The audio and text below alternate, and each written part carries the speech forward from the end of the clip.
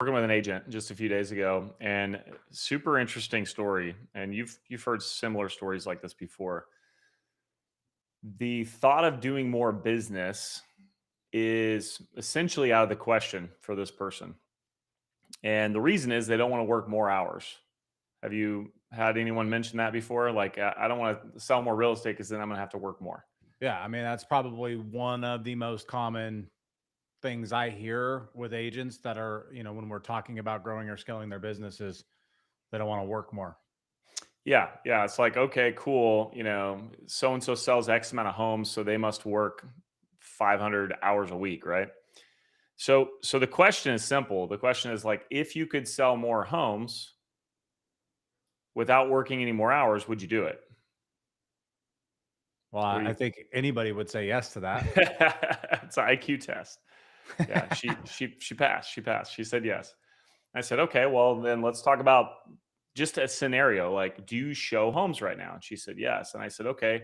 So if you never showed another home again, would that give you time back? She said yes, I'm sure. Yeah. She's like, yeah. What she said, yeah, but. So Okay. this is where you start. The original issue is I don't want to sell more homes because I don't want to work more hours. And then we say, okay, well, here's a scenario where you don't have to work more hours. Yeah, I would get my time back, but I like to show homes. Got it. So this is where it's like, okay, well, now we're getting somewhere. Okay, so is the case that you like to show homes?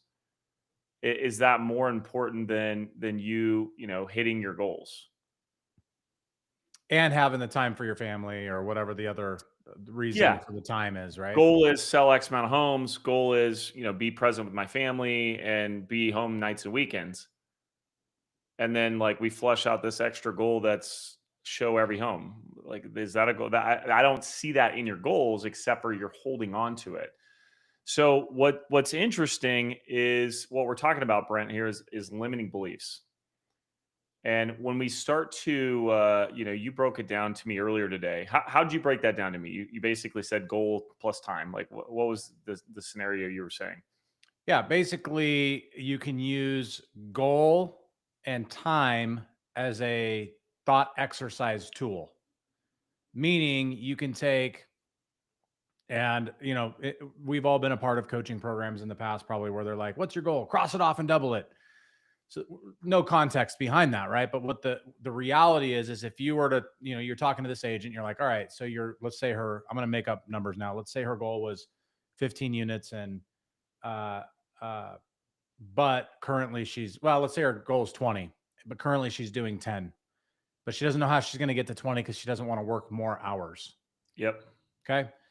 So here's the thought exercise: is if my goal is 20 and then I can't work any more hours, what needs to change in my life and in my business in order for that to happen? And I think the thought exercise, what ends up happening is it starts to uncover things that you're doing that actually aren't moving the needle or that actually aren't getting you closer to the finish line that you're holding on to. And I mean, I think maybe you'd call them limiting beliefs. I also call them like blind spots in your business where you think, if her goal was to go from 10 to 12, then it's very easy to be like, not a lot needs to change. I can just keep the status quo and I'll just, get a little bit better at converting or whatever. But when you really increase that goal and you limit the time and you have a tight time frame to accomplish it, it really uncovers issues inside of your business. So what's interesting? I love that. Like blind spot, limiting belief.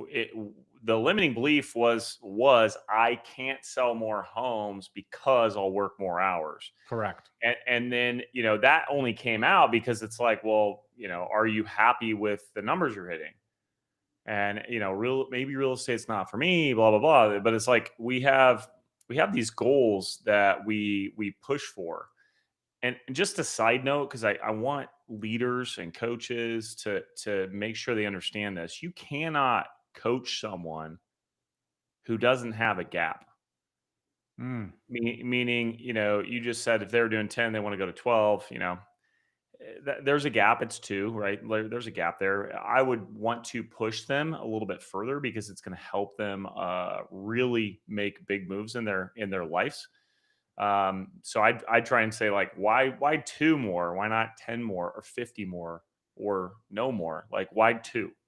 I'd want to push into that. And the reason is we got to create a gap. We got to have a big enough gap that allows them to see that they have to make change in order to hit it. Because if the goal is to sell one home a month and I'm selling one home a month, what do I need you for? What do I need this Right. leader or coach or mentor for? Well, here. Okay, I'm thinking through the lens of the audience right now, and Yeah, they're saying, "Well, you're just getting me to increase my goal, so you're useful as a coach." sure, sure. Okay, so to anybody listening that just had that thought, here's what I want you to think about. If you don't want to make more money, you're selfish.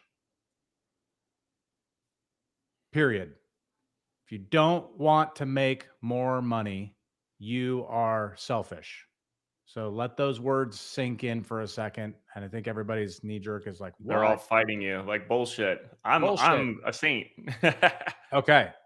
Here's what I mean by that is none of us are making the amount of money that I mean, there are people in the world, right? But like most of us that are in this business, like you don't want to go back to a 9 to 5 job because that limits your income, correct? Correct. So you're in this so you can have no lid on what you can make. That's number one. But people automatically put a lid on themselves saying, this is the amount of money that I'm comfortable making. The amount of money that you're comfortable making is a selfish thought. Here's what I mean by that. So if you're a parent and you have a child and that child gets really sick, if you don't have the financial means to navigate that and take care of that and give them every single possibility of success through that crisis, like, wouldn't you rather have every financial means at your beck and call to take care of that situation? Or if you have a family member that was in need, that like maybe their car broke down and they needed help, wouldn't you love to have the financial ability to help them? So, what we tend to do is we use the fear of the unknown to justify the comfort level that we are with our income. And we're really being selfish by not making enough for to be a giving human being in the moments when it's necessary. Yeah, I think another way to put what you said to kind of package it is if you have the ability to make more money and you don't, push to do so, like what who is that impacting and how? And just Yeah. like you said, like if someone calls and they're like, "Oh my god, my car broke down," like if and you're like, "Gosh, what do you need to repair it?" Like, "Oh, I got a flat tire." And they said I got to replace all my tires. It's like $1,200. If you're sitting there, if you're in real estate and you're sitting there and you're like, damn, dude, I couldn't help them. I can't write that check. My question is like, do you want to never say that again? Like that's what I want for you, a simple question is this, Brent, is like, are you reaching your potential? And if not, then are you willing to explore what it looks like to do so? And as a coach, yeah, of course, I'm not useful if you don't have something to push for, but it's not always money, right? Mm. Some people that get into coaching, like we are coaching them through how to run a big business and still have a life. They went all in and they They work too solved the much. money problem, Correct. but now they need to solve the other problem, which Yeah. is balance. Yeah, so if we say, "How many homes are you selling this year?" and they're like, "Oh, I'm gonna sell 50," and you're like, "Okay, is that what do you want to sell?" And they're like, "I want to sell 50," and you're pacing 50, you want to sell 50. Awesome. Tell me about your work life balance. You What know, life? yeah, that's what some people say. They're like, "I have no life," right? Yeah. And by the way, the same methodology applies, right? Like what like person selling 50 homes. How many hours a week are you working? And they say 60. Okay, great. What if you had to sell 50 homes next year, but you could only work 30? That's the Same time rule element you were applies. talking about earlier. That's the Yeah. time element, right? Yeah. It's the same exact rule, same exact thought exercise. And what will happen in that situation with someone who's really selling a lot of business is you'll find all of the things that they've placed importance on that actually isn't moving the needle for them. Yeah. That they, it could be stuff that they started when they were newer and they still do it. And it's like, and then you can trace it all back and be like, that's not producing revenue. So let's give some examples here. Like where do you spend your time? You're like, so let me just chunk it down. So you work 60 and you sell 50 homes. That's awesome. What if you had to do it in 30 hours? First thing they're going to say is there's no way I could do that. It's the first thing they're going to say. Yep. And then that's as a coach or a leader or a mentor or someone who's in their life who's helping them to potentially reach further than they could on their own. You say, okay, that's cool. What if you had to? Like, if you only could work 30 hours in this business, like, what would you have to change to continue to sell 50 homes a year?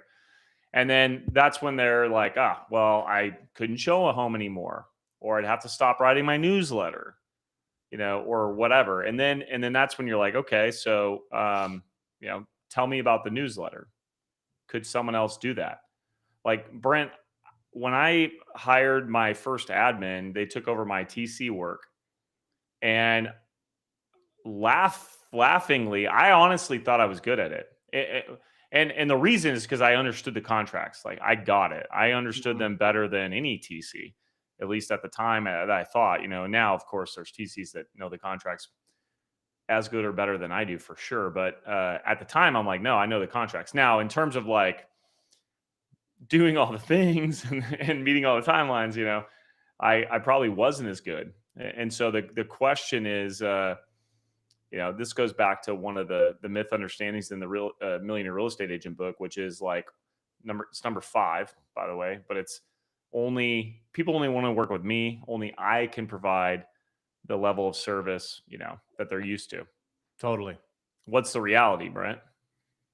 Well, the reality is that people want to work with the standard that you represent. And by the way, if you have a standard, like go back to your transaction coordination example, if you have a standard of professionalism and quality, there is a high likelihood of your salesperson that you can find an admin that is significantly better at the details than you are. And so you'll impart your standard and expectation onto that transaction coordinator on how you want it to look and feel. That is what people will flock to, not you, but the standard you represent. Which I think that should be our next group coaching. Actually, is the standards you represent. We can put that on site. If you're listening to this and you're wondering like what group coaching is, just so you know, you can check it out on our website, realestategrowth.network. We've got coaching up there. It's every single week, and there's actually a free 30-day trial. So if you want to check it out, go there. But I think the standards piece is really interesting, and we don't have to get into the weeds here, but I'll tease it here, which is what are your standards? So, for example, communication. Like, what's a standard with you? Someone calls and you can't answer. Like, how do you handle it? Do you text them back right away? Do you, call them within a certain time? Does your voicemail say a certain thing? All those By the things. way, if you're saying right now, well, I haven't thought about that, I don't have a standard around that. You do have a standard. It's just a really shitty one. Yeah, yeah. Like, It likely is a better one. Or it's just simply something that you're like, oh, I actually do this. I just never documented it. And correct. now when you document it, it's like, okay, this is what I want to This hand is off to people. this is what I expect of other people to do. Yeah. Here's the things that I do that have made me good and made people want to work with me. Document that, and then that becomes a standard for anybody that represents you in the future. Yeah. And for some reason right now, Brent, and my coaching clients, I don't know, like more than a handful that are looking to make an executive assistant hire. That could be one of the first tasks they do. Have your executive assistant either follow you around or interview you or both and figure out exactly what you've done to be successful. So, That's an interesting thought. So back to the limiting belief conversation. I know we probably got to jump into some other stuff, but I just want to like tie a bow on this. Like, you know, people have limiting beliefs. What First of all, what does limiting belief mean? And then, like, what are ways that people can, besides goal and timeline, what are ways that people can discover their limiting beliefs and work through them? yeah, so let me just profess that everyone on the planet has limiting beliefs. Every single person. So all of us are walking around with these stories and these beliefs that are like hard and fast truths to us, Mm, but they might not be 100% true. okay. And some of them we're aware of and some of them we're completely unaware of. Like that So agent, she wasn't aware that I want to show homes. Like I'm the only one that can show the home or whatever. That's a limiting belief. She wasn't aware of it.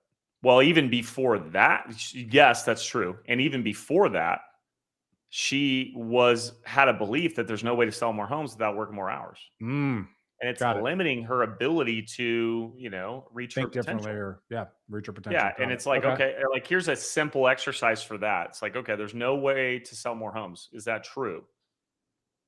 Yeah, it is. Okay. Yeah. Is it 100% true? Is there anyone Well, else selling more homes than you are and working the same or less hours? no, it's not 100% true. There you go. There you go. So you start to flush that out and then it's like, okay, well, if you had to sell more homes, but you were not allowed to work more hours, like what would you do? And of course, you can guide them through some exercises and ideas, but So so what I just heard, because I said, what is a limiting belief, but then also like how do you flush after you flush them out, how do you deal with them? And uh the story busting model questions, I think you just started to uncover that is it. So what are those questions? So someone can either ask themselves those questions or kind of use them to process through when they are having a limiting belief. What are those yeah. questions? Yeah, there's like 4 or 5 and there's variations on them, but the simple one is that, when someone's belief set, and especially if like if you're the outsider and you can see like, dude, yeah, then it's like, okay, ask these questions. Is it true that you can't sell more homes without, working more hours? And you'll They either get say, a yes or a no, depending on yeah, how ingrained that belief is. yeah. Typically, they're going to say yes. Yeah, Yeah. yeah. There's no way to sell more homes without working more hours. And it's like, okay, is it 100% true? Like, there's no way. And 100% what you're saying is like, it's very hard to have something be absolutely like 100% lockdown true.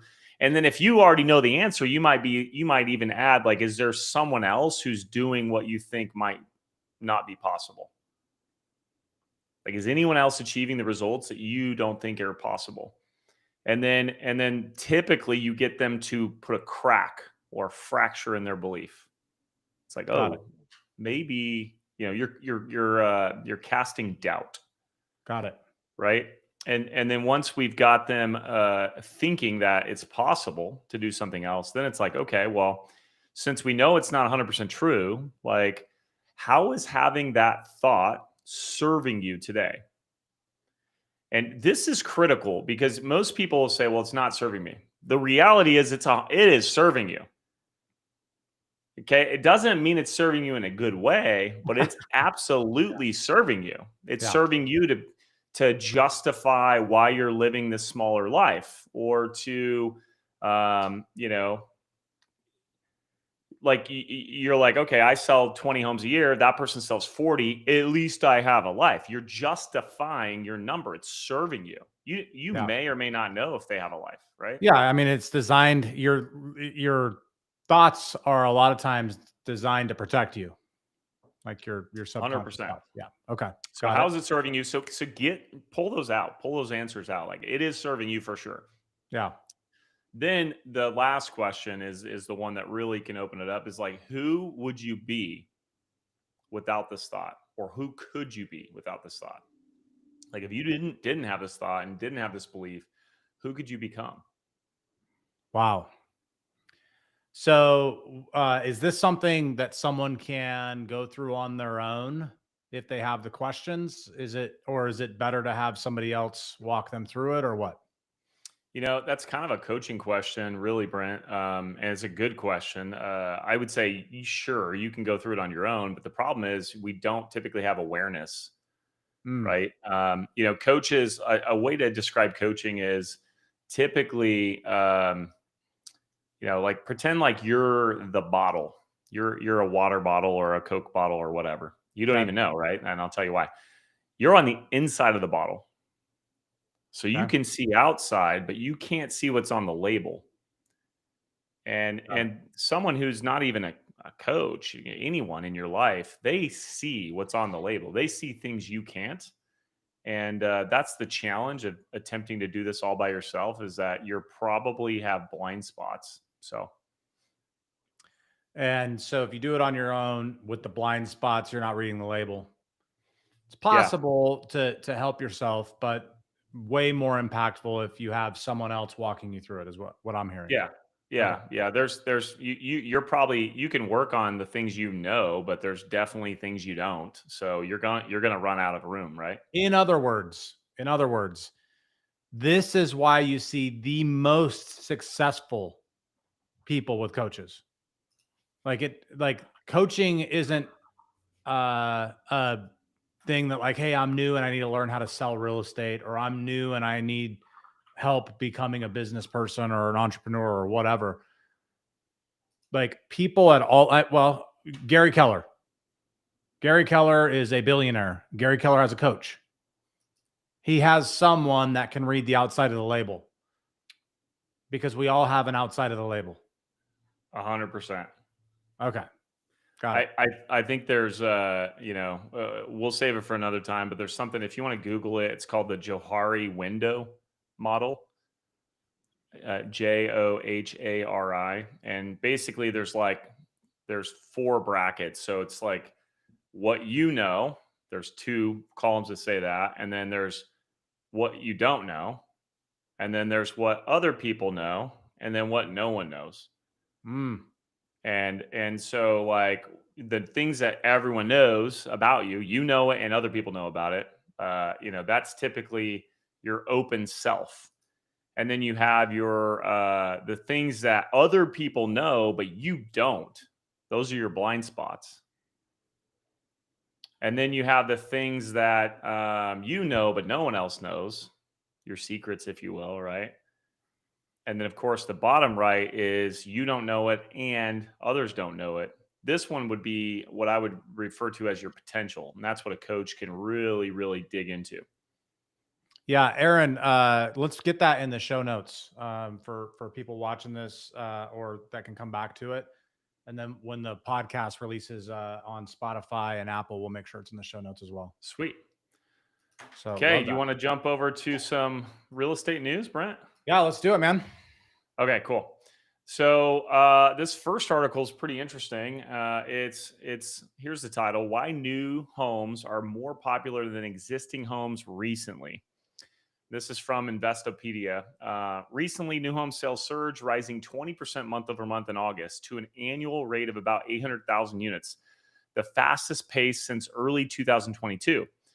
Investopedia buyers are gravitating towards new construction because builder incentives are aggressive. Interest rate buydowns, paid closing costs, design credits, all offered by about 66% of builders. So two-thirds of builders are offering incentives. Inventory also favors new homes because there's about 7.4 months of supply versus 4.6 of existing homes. And then finally, new home sales are more affordable right now. Median price is 413,500 versus the existing home median price is 422.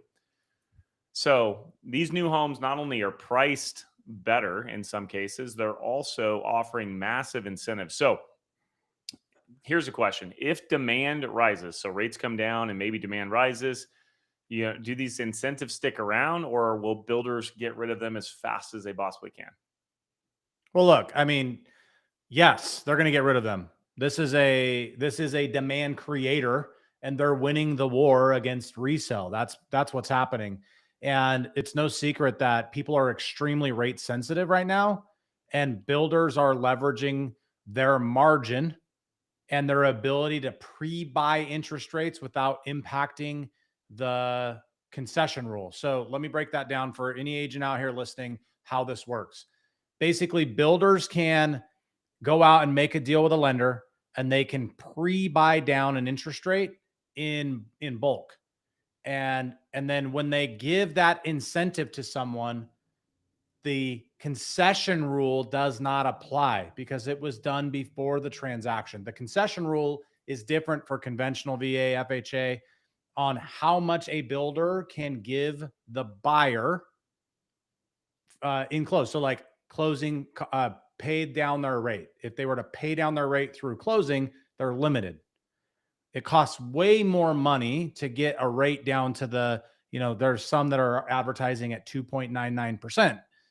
And I know that's probably a 3-1 buy down. You probably end up at a 2.93, 4.9% at the end of 3 years, but still 4.9. That's a really low rate. Plus, they're buying down the first 2 years. So I think there's two things at play here. I think builders are business people, and they're willing to make tighter margins to move their inventory, to keep their people working and to keep things flowing and moving. And home sellers are not.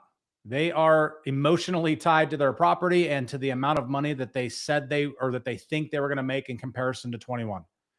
So there's just this challenge that people are running into. Now, the smart agent will explain that in detail to a consumer to compete not only with resale but with new construction. So just jumping in here real quick, you hit the nail on the head. Builders are using math and logic, and then resale existing, and unfortunately, agents get lumped in here. They're using Yep. emotion, Yep. right? Like agents will be like, "Gosh, well, they might, they bought it 3 years ago, and if we list it this, then they'll sell it for less than they bought it for." And it's like, okay, well, what's it worth? It doesn't matter. Like, you got to remove your emotion. That builder comes in and says, I built it at this price. The market's at this price. So let's get it sold, and they'll get aggressive on it until it sells. The homeowner sitting there is like, well, I don't want to lose money. And then the agent buys that story often. They just buy into that story, and they're like, okay, yeah, that makes sense. Not recognizing, oh, by the way, when they sold their home in 2022 that they bought in 2012, they made 500 grand,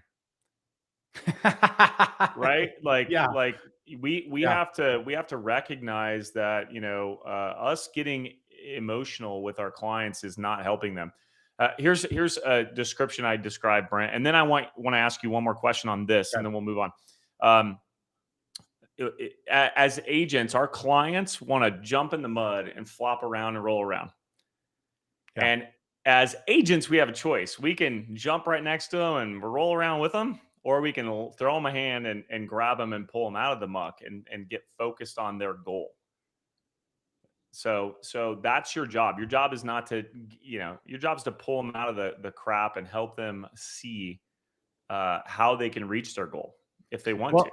Well, by the way, like agents shy away from that. They think that getting in the mud will cause them not to lose the client versus pulling them out of the mud will cause them to maybe not get the deal. In other words, if they're honest with them, they don't get the deal.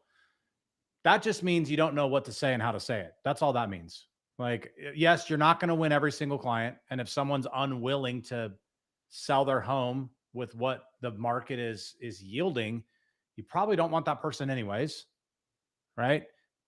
And there's a high likelihood you don't know what to say or how to say it in order to get people on board with what actually needs to happen to get their home sold if they actually have a good enough reason to sell their home. Love it. Love it. Yeah. Yeah. Be the professional and help them reach their goal. Yeah. So here's my question for you, Brent. And this is agents, listen up, because this is how you take advantage of this situation. So these builders are spending tons of money and marketing dollars to promote this stuff. Yeah. How can agents use this to their advantage?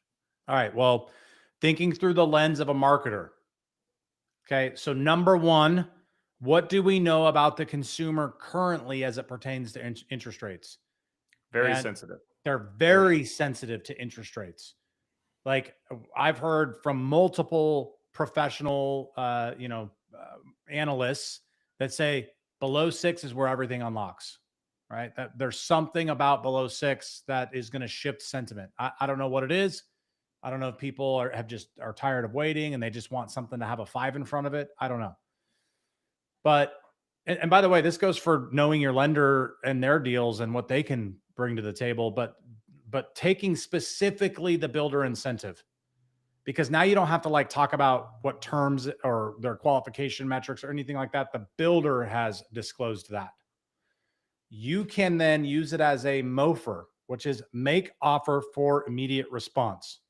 And you can send this MOFR out via email, via text, via call, and say, I was just alerted or just given information from a builder that we can get you as low as a insert rate. So our local builder here, 2.99%. Let me know if you're interested. And it the fact of the matter is it doesn't matter if they're not interested in that builder or not, or if they are or aren't interested in that builder. The fact of the matter is it gets the hand raises of people that are interested in doing something, but in their mind, interest rates have prevented them. Now you get, when someone reaches out, you get to go into problem solving mode of not what rate do you need, but what's causing you to want to move? By when do you want that done? And what if there was a way to financially make it work? Let's break it yeah. down. I So, I love it. I think it's something that essentially that you can apply this to anything, but if there's something happening in your area that's of benefit to your buyers, sellers, or even just sphere, share it with them, right? Just share it with them. You think a lot of times we're living right here, Brent. We're just like, oh, this is what I see. Everyone sees what I see. They don't. People don't know where rates are at, right? The normal average person doesn't have a freaking clue. And they definitely don't know what kind of builder incentives are going on. And I guarantee you, builder incentives have been going on in your area for probably 2, 3 years. And you can, piggyback on this via social media and then all the avenues Brent mentioned and share it. Share it once a month, share it every couple months. Like they're spending the money. You can ride the wave and get some hand raises. So but by the way, here's how you know here's how you can be sure that it's fairly insulated information is who do builders traditionally market to? realtors, They agents. yeah, they market to agents. Like they don't have like some of them market direct to consumer, but not very many. And even when they do market direct to consumer, they're not like they don't have a database of direct consumer people like real estate agents do.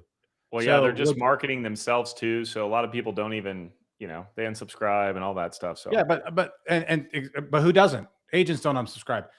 Think about it this way: you can either go and fish with a fishing pole, or you can fish with a fishing net. When you market to agents, you're fishing with a fishing net because you're marketing to them and then their databases. But it requires the agent to be smart and take that information and disseminate it out. love it. So, All right, let's move on.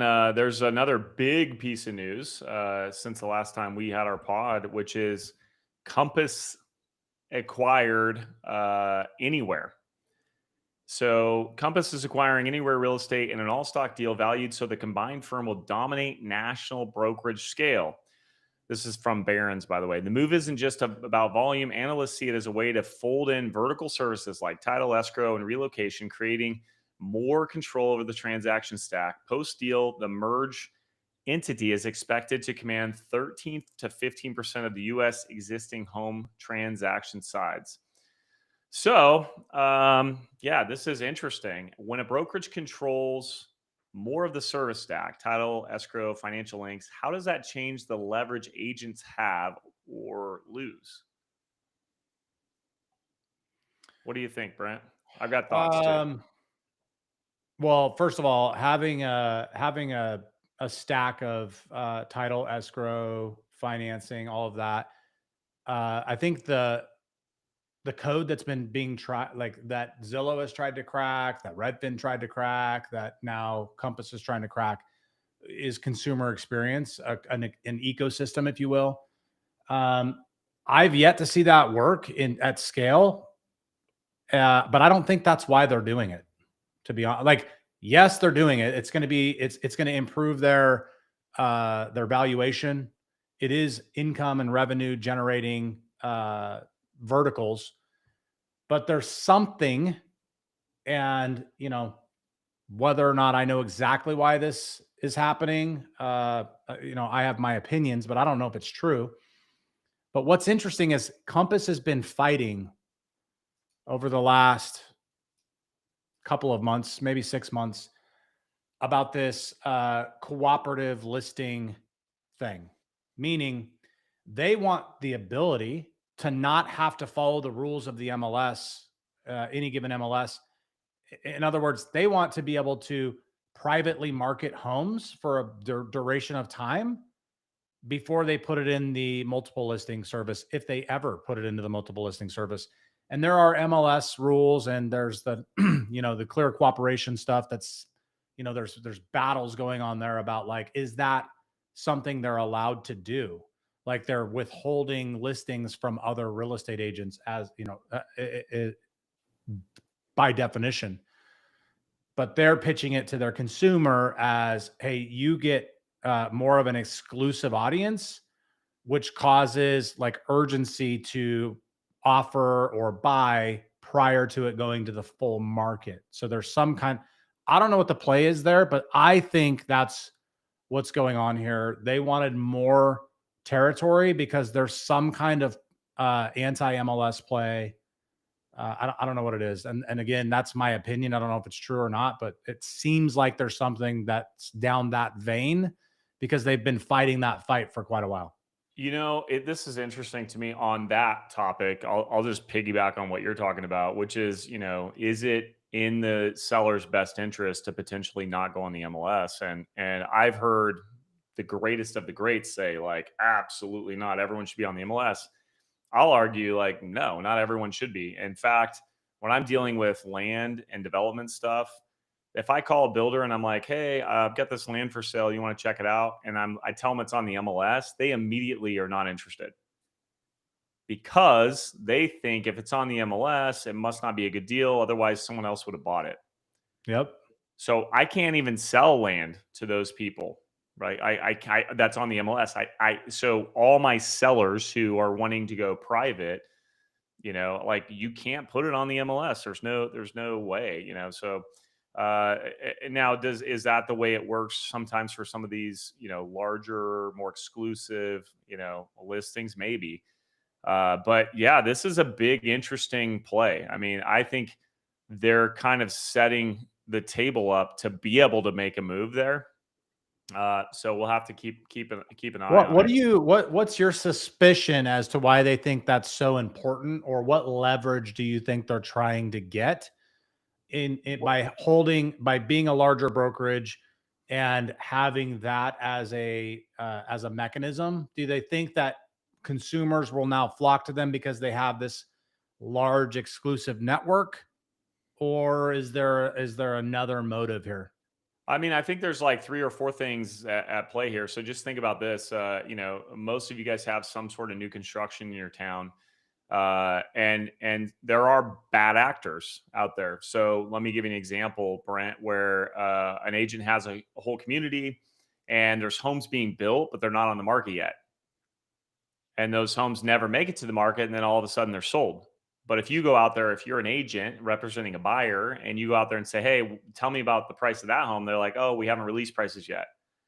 And then you come back next week and you're like, "Hey, did you release prices on that yet?" And they're like, "No, it's sold." And so that bad actor, what are they doing? They're trying to sell it to their own clients so they can Yeah, they're double in and make eliminating more commission. any person represented by an agent and Correct. waiting for the call to come in from someone who isn't represented by an agent, and then they will disclose price Yeah, they're in an telling attempt. price to all these people the whole time, except for the people. Now, this is what's fascinating, and builders need to wake the fuck up. Their agents okay, are sitting there representing them. And they're like, my agent's so good. They're the only one that sells my product. Little do they know that their agent is actually ostracizing Mm. the real estate community. And now the real estate community is mad at the agent and the builder. The builder has no clue. Builder doesn't have a clue. And so what's happening is that home probably could sell for the same amount of money or even more money if they would put it on the market. So I think these bad actors are there. So why would Compass do this? Well, if you have an exclusive list and you can only see that list if you go to Compass, like that's a dangerous game. If you have all of these different large brokerages, let's say, Compass and whatever, EXP and Keller Williams or whatever, if all these start going in house only, now you're in like the commercial real estate game where it's like we're pretty much using Zillow as the MLS. So Mm. how fun does that sound? Not fun. Not good. So, it's something we you want to pay attention to for sure. I'm sure we got to move on, but this is something we got to watch. So, do you want to go into more news, or do you got anything else to round us out here? Well, what do you got? Let's So, hit one. I think we got 4 minutes. okay. Let's end on a good headline. Well, I don't know if it's good, but this is Austin's housing market tilts towards buyers. So it's good if you're a buyer in Austin. So Austin's housing market is showing one of the most dramatic shifts towards buyers nationwide. In August, there were 131% more sellers than buyers, giving buyers serious leverage. This is in the Statesman in Texas. Prices across much of the metro have softened. Redfin estimates 3.7% year-over-year declines. Mortgage rates have eased to 6.25%, which may encourage renewed activity if they dip further. Inventory and pending sales are creeping upward, pointing to a more balanced or even buyer for favored environment if this trend continues. Now, you and I went and coached in Austin. Yeah. What was that, in May? Yeah. I mean, it was like everyone's puppy had just been punched in the face. It was pretty depressing. Yeah. Yeah. The first of all, I don't know what is causing their market. I don't know the micro market data well enough as to like what's causing their market to have a sharper knee jerk reaction to the interest rates and people moving, people coming in, people coming out. I don't know why. But what I will say is, this is a lead measure to other metro markets, like what you'll probably see in other metro markets if interest rates don't ease. But I don't necessarily think that it's a bad thing. Now, I think Austin agents might say that it's a bad thing just because of the experience they've had to go through.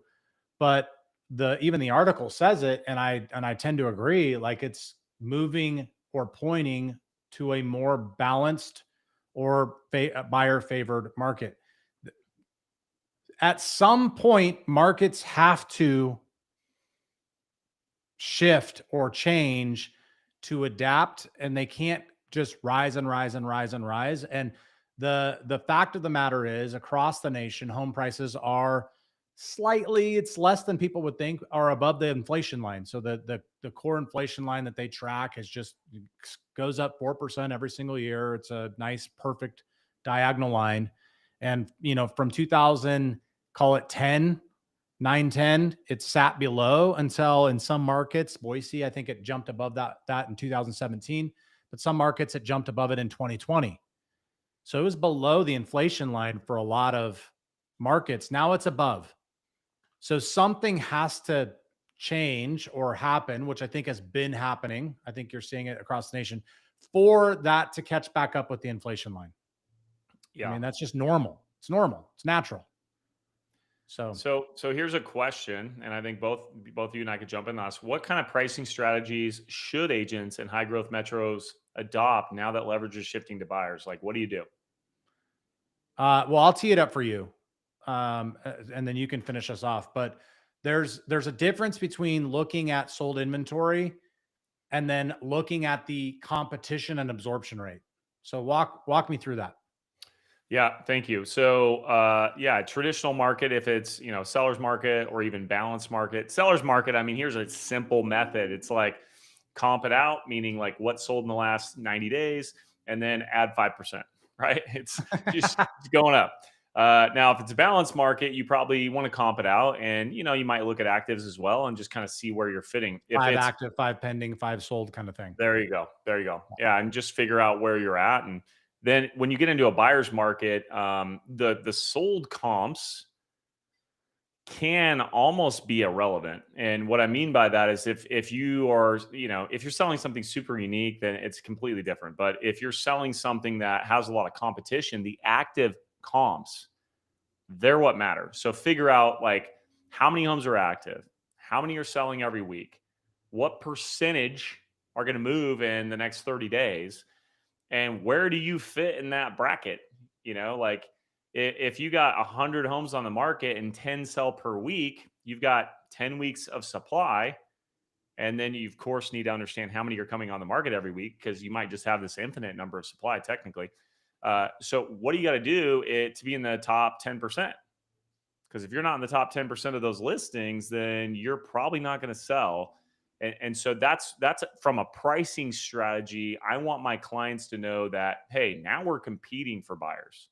Buyers used to be competing for us. It's the Ooh, other way around. Now we're competing for dude, that buyers. is such a good way to phrase it. Like, hey, we were buyers were competing for us 3 years ago. Now we're competing with buyers. If we're competing with buyers, what do you think we have to do? Got to win. Wow, Yeah. mind blown. Then we can end on that. We do. We should. And by the way, if you're an agent listening to this and all you took was that, that will make you significantly more money this year if you transition to looking at active inventory, figuring out how many of those comps are selling in the 30-day period. If it's 30% of the active inventory in your in that comp range, then you need to be priced in the 30 percentile or better. I mean, I would probably be in the 15th percentile. So take that, run with it, and go sell more houses. Cool. Hey, thank you guys. Appreciate you, Brent. All right. Take care.